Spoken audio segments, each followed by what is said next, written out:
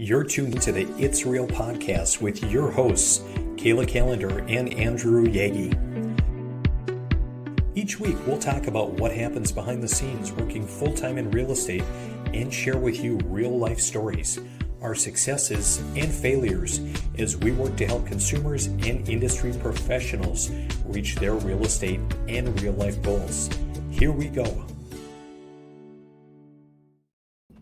Welcome to episode 43 of the It's Real podcast. I'm Kayla Kallander and I'm a mortgage lender. And I'm Andrew Yaggie and I'm a real estate agent. Hi, Andrew Yaggie. How are you today? Hey, I'm doing really well. How are you, Kayla? Wonderful. I see you're traveling today. I am doing a little bit more traveling today, a little flying trip. So I'm away from home, and you get to put up with my virtual background and my hair disappearing every other I clip. love it. It's so you. It's so Andy the pilot. Absolutely. What's going on in Kayla's world today? Oh man. Well, today we're seeing rates increase. As we speak, I got a text that rates are moving again. Which, is tough to navigate, especially if people haven't locked their loan, if they're in contract. So we're seeing a little movement in the market this morning. So that's been taking up my day so far. So. Yeah, for sure. And we'll get to that because I'm really curious, just traveling this morning and haven't been in front of some of the news sources that I usually look at. So I'm not quite even up to speed. So it'll be good. We'll get you up to speed later. We'll get you up to speed. But okay. How have you been since last time we talked? What's new in your world? What's going on in the Yaggie household? Yeah, what is going on? Not a whole lot. Just kind of like we talked, it's gala season. So we went to an event this past weekend, kind of supporting our local Catholic school, and went with kind of a good number of friends, and it was a great event, a lot of fun. Had a great time.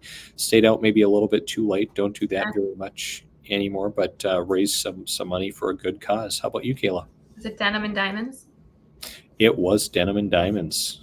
Are you going to share with our audience any photos from them? I'm not quite prepared, not having my regular setup ready to go, but I can probably find something to show you in a little bit. And it is gala season. It's that time of year when there's so many different organizations raising money, and I love it because you get to connect with people in the community. And we just had one for TNT Kids Fitness in Fargo. That's an annual one every spring. You get dressed up and you have silent auctions and you have live auctions, and it's a lot of fun. And you get to see, like, when you go to these events, the mission is just so clear and they articulate it so well. So at that event we had some special needs kids on stage, and it was just so like touches your heart. So that's kind of what we had last week. Yep, I did see it. Looks like you guys had a great time. And so tell me about that organization, and obviously they do great things, but why is it that you support them or are drawn to them? Yeah, so they always encourage, movement, so getting kids to move their bodies and be part of something. And so what TNT does is they have what's called the ABLE Games. And it's really just getting people, kids with special needs, out and moving their bodies. And so it's helping them. And I personally, love that organization because it's been part of, the Fargo-Moorhead area for so long.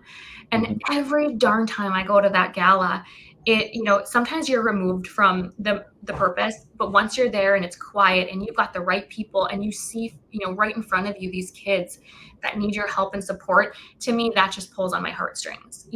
For me, it's elderly, children, and animals, people that can't necessarily help themselves. And so for me, it's just near and dear to my heart. I like that. Well, thanks for sharing that. Here I did, just to humor you, I found this was some of our group that we were with, and everyone very denim and diamond-y in a sense. Diamond-y. I love it. That's awesome. Yeah. And do you have many other galas or charity events coming up? Yep. We have one the later part of this month, and then I think, I don't think we have anything else on the calendar. How about you? We have quite a few, but I'm trying to balance. I've got Housing Wire has their annual The Gathering coming up.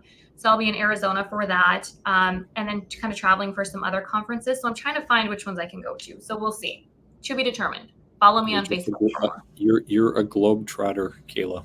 Try to. Well, when opportunities come up to network and connect with people in your industry, it truly comes down to iron sharpens iron. And we need people that are leaders in this market that truly educate themselves. And so that's kind of what I've been pouring myself into a bit. So, I like that. I used to go to more industry related things, and even in my prior, profession, went to a lot of industry yeah. related things. And after a while, though, kind of felt like I was getting burnt out going to some of those events. Like it, Yeah. kind of regurgitated same information. So I actually started going to some other, Hmm. events that were not related, to the industry, but just really good Yeah. personal growth and mindset, and found those to be good. I know you like some of those as well. It all ties together. If you go and you improve yourself personally, physically, mentally, that comes back to you and your career. And I think I struggled with that for a while. I felt like I need to grind, I need to grind, I need to grind. But what I've discovered is that when I step back and recharge, which I'm still struggling to do, um, I come back stronger and better and more energized. And I think that you have to get over that mindset of you're not being selfish. You're truly taking care of yourself so that you don't pour from that empty cup, essentially. Mhm. Yep, So, absolutely right. I love it. yes. Kayla, maybe before we jump in and kind of talk about what's going on out there, I saw that, we're starting to see a little bit more activity in the market, and even, looking at different events, open houses and the like. And I Yeah. just happened to get an invite for, well, actually more a broker, real estate agent specific open house, but I saw your picture on there. So it looks like Yes, you're collaborating with some other agents as well, which I is fun to see. am. Yes, so that's Amber Carlton, and she and I are hosting an event for realtors at a very charming home in Fargo on April 16th. So, if hey, come on down, Andrew, have some brunch and some mimosas and see a beautiful home.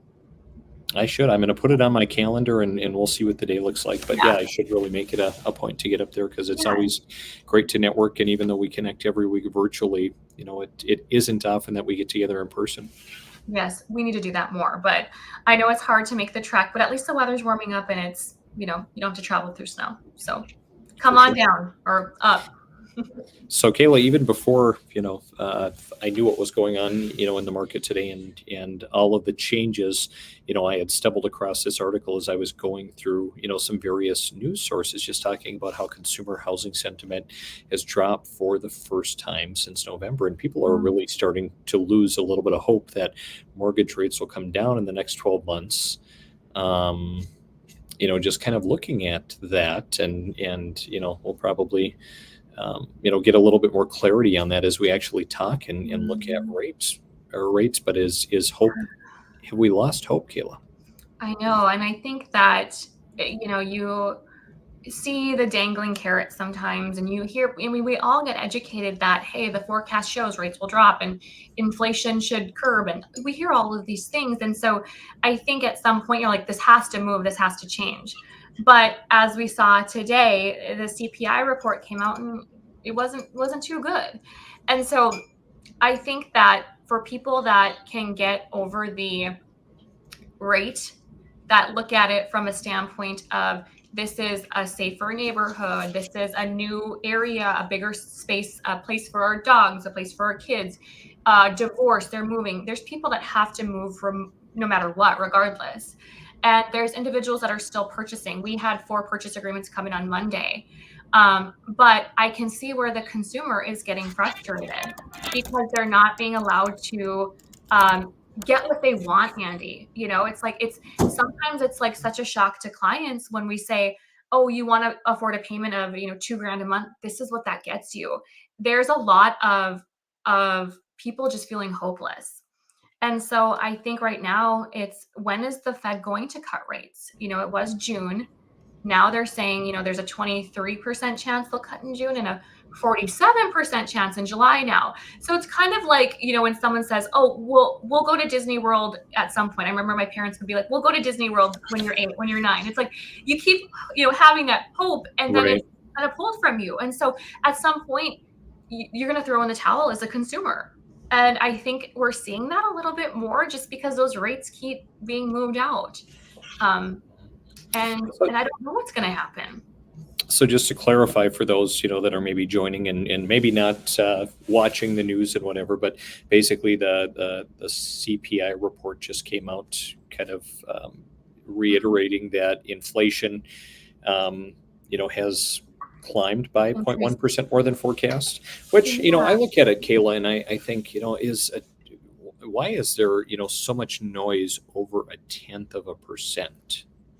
I You mean, it's know, not like we saw 1% higher. It's a tenth. Can you talk on that at all from a lender standpoint? it's more, that's kind of the Fed and mortgage rates, they're not directly tied to mortgage rates, but inflation is. And so when we see the Fed go this way, I always tell people mortgage rates and the Fed kind of dance together. It's like you take a step and then we take a step.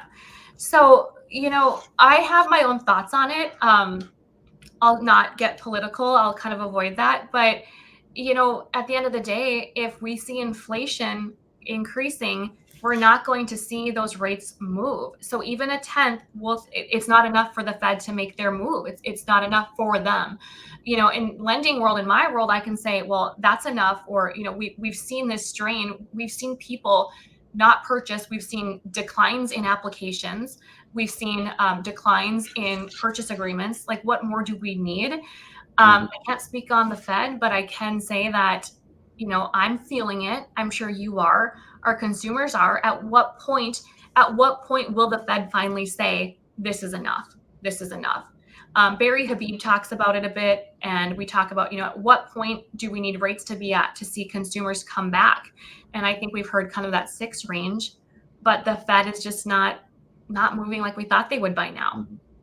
Yeah, you're absolutely right. I mean, I think everyone feels the squeeze. And, even this article talking about, the biggest issues out there are housing and Yeah. gasoline costs. And Mhm. I even look at, going to the grocery store still, Kayla. I went the other day and, we try to support our local grocer. And my girls wanted a box of Cheez-Its. I grabbed a big box of Cheez-Its, $8.34.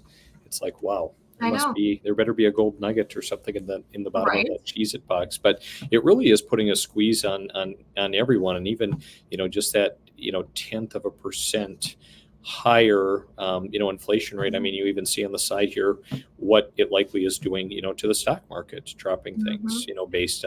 based on this news. So Mhm. not good at all. And so with that, Kayla, where are rates, today? Yeah. What are we seeing kind of as a national average? We're seeing a little over 7. Thank you for pulling this as always. A little over 7, so we're at 7.29. And so we're seeing, you can see on the right there the change, up Mhm. 0.23%. That's a 30-year fixed conventional.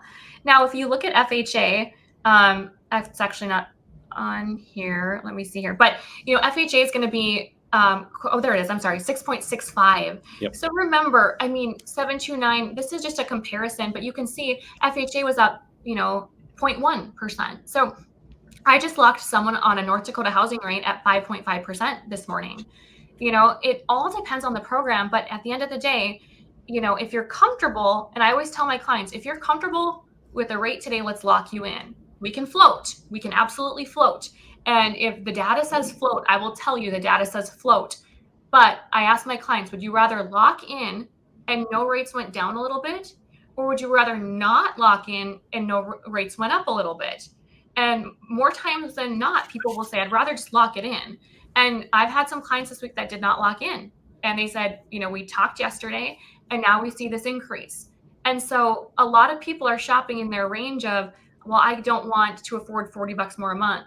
Well, the rate just went up and it's costing you $37 more. So we're seeing a little bit of, that hope that, gosh, rates are going to come down, but you can't really play the game because it can bite you too. So, And I really appreciate kind of the other commentary piece that you shared, Kayla, just kind of talking about, yeah. again, the fact that things have jumped up, and then, kind of digging a little deeper. Energy prices rising 1.1%, gas up 1.7, Yeah. which used car prices fell 1.1%. I mean, I talked to a variety of car dealers, and, they have more inventory than ever, and things have slowed down. Mhm. Insurance continues to rise, shelter costs. Yeah. Um, yeah, just really, really I crazy. also see rents rose 0.4% last month and are up 5.7% year over year. I mean, So there's that too. People that are renting are paying more, and they're feeling that squeeze as well. Hmm. Hmm. Um, but I think too is what we're seeing on the lending side as well is, we have people that come and get approved, and they're shopping at the very top of their budget because, like we just talked about, they want to have more house for less payment. Here's my payment, 2 grand. It gets you, let's just say 280,000. They're looking at 300,000 and trying to find ways like, how can I get this lower and how can I do this? Well, then what happens, Andrew, is rates might increase. And then what's happening is they're buying the Cheez-Its at the store and they're putting it on the credit card. And Hmm. the credit card now is 22% and that's going up.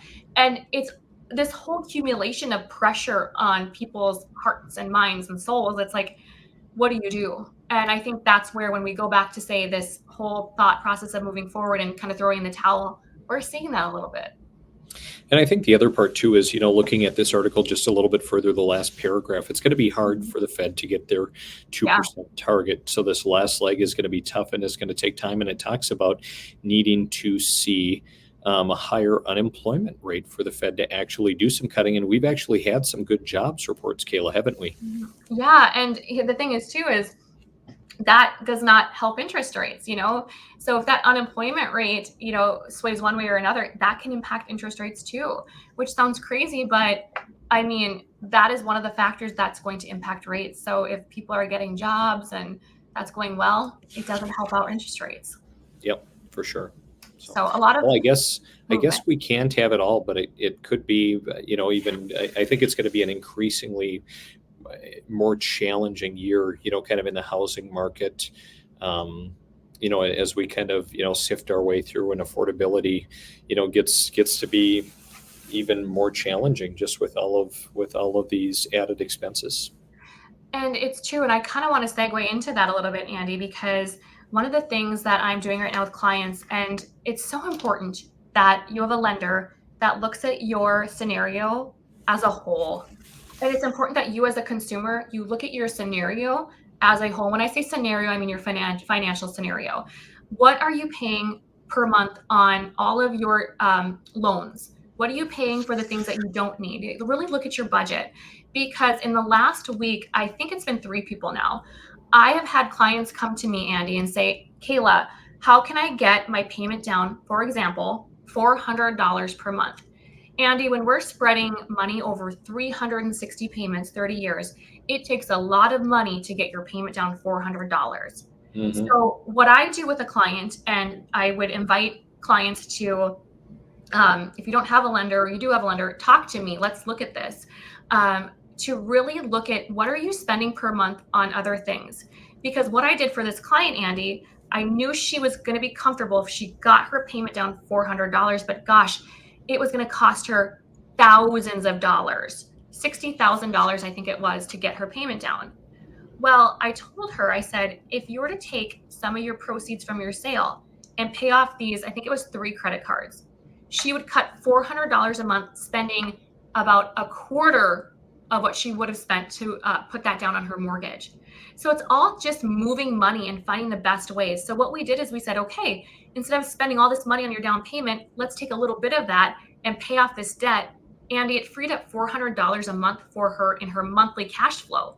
And that's what Hmm. the concern is. What does your monthly cash flow look like? And Right. then she felt comfortable moving forward. We eliminated this really high 22% interest on her credit card debt. And it's all about the education. It's all about Hmm. talking about what you can do. And then she could go in at the full asking price, get the house, get the neighborhood she wants to be in for her kids' school. And we just eliminated all this junk debt that she doesn't need. So I would challenge people to really look at your scenario holistically and have a lender talk about where you can move money, because it's not just about putting it towards down payment. You need to be educated on what you can do with your funds. Yeah, I really like that. And I think that's something that, as a consumer, you're probably not getting that type of counsel or that kind of service from Yeah. some of the online lenders. I mean, they're Yeah. trying to say, hey, we'll buy down your rate or we'll offer you a rebate or whatever. But I think, picking a good, local agent that that you can visit with, or I guess even, you work in 50 states, you don't have to be local, but just someone that's willing to go the extra mile. And I Yeah. would say the same thing too, Kayla, on the side of an agent. Like the number of people that I will visit with who maybe they're shopping agents and kind of seeing who does what, and kind of like, Sure. every lender provides the same level of service every agent does, except they don't. And one of the Mhm. key parts, after we've sat down and kind of talked about values, is talking about, how they feel about the price, and then Kayla, how they would net out too. And so Right. every time when I'm visiting with someone, I share, and I've got just a very simple net sheet here, just a Google sheet, where we're talking different hypothetical sale prices. And so let's say for 123 Main Street, we're going to maybe, I think the sweet spot's 249, but hey, we might sell it for less. What if we sold it for 230 or 240 or 250? And you can see as I was working through this, Mhm. it my percentage is off, but let's say we were down, in the 5.9 range for a brokerage commission. If we were talking a percent, breaking down their commission in Minnesota, which is where I do the majority of my business, you're going to pay a Yeah. state deed tax, title company fees, recording fees, maybe a mortgage payoff. So just kind of penciling all of that out and then sharing it with the seller. This is how you net out. And then Yeah. even, working collaboratively, Kayla, with the lender as well. Just kind of like, hey, this is kind of what our prediction is, and Mhm. here's where we think you're going to end up. We need to work as a team. I love that because, I'm going to be very vulnerable here. Clients are like, what's your rate? What are your fees as a lender? What is this? Well, in reality, when I ask a client, what is the realtor charging you to list? What are you going to list your home for? What's your mortgage payoff? All of these things are so important for us to know as a lender as well. Obviously, we don't know for sure what that house is going to sell for. So that's a moving target. I love that you have that range, Andy. That's so helpful. And if you share that with us as a lender, we then can say, okay, in terms of your sale, now we know what we have to work with. And if you go this route or this route, here's your range for your payment. And so when you work with a lender and a realtor together, you really get to fine tune and get granular on what you can expect. Because if you tell me, oh, the agent thinks it's going to sell for 300, well, then I'm plugging in numbers for 300. That makes such a difference. Mm-hmm. Yeah, Yep. I love Got to that. be on the same team. Yeah, and it just helps. At the end of the day, it's collaboration to help the client and have more information in front of you. More information is better than none. Sure. And when you're working with clients and in scenarios like this, I mean, how often are you getting good information and good collaboration from the agents that are out there? It depends on the agent. I'll ask a client, what are you going to list your home for? Have you talked to your agent? And they're like, we're not sure. I don't remember. Or, well, what are they going to charge you to list? Because that makes a difference in your net. And they're like, we haven't talked about it. So I then try to go directly to the agent because they're the ones that are going to really know. So a lot of the clients will say, Andy, well, Zillow says this. And I'm like, well, before we talk about payment and all that, let's make sure you talk to your agent and get on the same page. So I really try to go direct to the agent because they're the ones that are going to really know those numbers.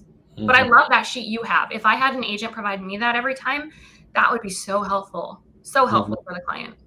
Yeah, absolutely. Yeah, it makes sense to collaborate and to work as a team for sure. Absolutely. And I love that, as we kind of fine tune, ourselves and our crafts as industry professionals, we find who we want to work with because we know that it sets up the client for success and it takes away the stress and the emotion when clients have no idea, you can tell they're stressed out. But when they have the education, they're empowered, they're like, I get it. Let's move forward. And confident buyers, confident sellers move forward. It's the ones that are hesitant that it's fight, flight, or freeze, and they freeze. And that's what I'm Yeah. seeing with the uneducated buyers and versus the educated ones. Hmm. So Well, Kayla, this is probably, a lot to take in here, today, especially as we're looking at the CPI report and we're looking at interest rates jumping up. I mean, there are probably people that are tuning in that are looking, or even those that aren't, that are, they have the dream of home ownership. This is going to be the year, and they're feeling about as yeah. discouraged as ever today. What Mm. would be some maybe thoughtful guidance or counsel that you could give them as a lender?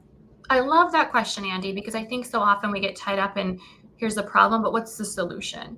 Hmm. I would say the biggest thing, and I say this to clients all the time, is if you're even considering buying a house, it's never too soon to go through the approval process. I compare it to it's never too soon to go to the doctor if you have some type of sickness. It's better to catch something right away than to wait until it's too late. And so when we have clients apply, early on, we can run scenarios and talk about how to improve their credit score. And like I just told you about the client paying off debt versus putting it towards down payment. If you don't have a lender looking at it, it's a shot from the hip. So I would say, don't be scared or nervous to get approved. It doesn't cost you anything except for time. So that would be the biggest thing, and to have a conversation. Take the time to talk to a lender. Don't just hop online and use these mortgage calculators from Zillow. Just have Mhm. the conversation, because there are so many avenues that we could work out that you actually don't know about. Um, I also would recommend that, to not get discouraged is to just, you know, talk to your financial advisors as well. Talk to your realtors. Having the knowledge just allows you to be more empowered, like we talked about, whether it's what you're going to list your home for, or what you're earning on your 401k or your IRA, whatever it may be. I think when you have the education about all of your financials, you'll feel better knowing if home ownership is right for you or not, too. Mhm. For How sure. about you, Andy? Do you have any tips for home sellers or home buyers just that might be discouraged? Yeah, I mean, I would say ultimately get in and talk to your professionals of choice. And I mean, I have conversations every day, as you do, Kayla, with people that are all over the place. From first time home buyers to move up buyers to investors. People that are relocating, and everyone has a different motivation. And so I think the biggest thing is, we just first of all need to gauge what is your motivation, Yeah. and how motivated are you to do something. If you don't have to do something, maybe now's not the right time for you. But if there is a major life event, or career or something else, I mean, it now could still be a good time, because even going out, into the marketplace and going and looking at homes and writing offers, there is some leeway to maybe even get some concessions to really make news like this a non-event, Kayla. Like, Yeah. people look at this jump and, hey, maybe there's a way we can make it work, so there's no extra money out of pocket. But I Mhm. would say stay the course. Again, align yourself with good people, and it's going to work out. This is just a small, blip in the grand scheme of things. Mhm. And truthfully, when rates increase, a lot of buyers become nervous, or they stop, or they become unqualified to buy. So, truthfully, increased rates decrease competition, which brings down perhaps what you're going to pay for a home, and the seller concession, which means what the seller is going to give you as a credit towards perhaps closing costs, that increases. So, you're getting some technically free money, in a sense. So, there is some good that comes with high rates if we look at it that way too. Absolutely. It's always a matter of perspective, Kayla. It So, is. And well, Kayla, I think that puts a wrap on episode 43. So yeah. great connecting as always. And I'm going to be really interested to kind of see how all of this Mhm. unfolds. I am So, too. Well, we'll keep everyone posted on the next podcast of It's Real. all right. Have a great week, Kayla. I will if you will. See ya. Bye, Andy.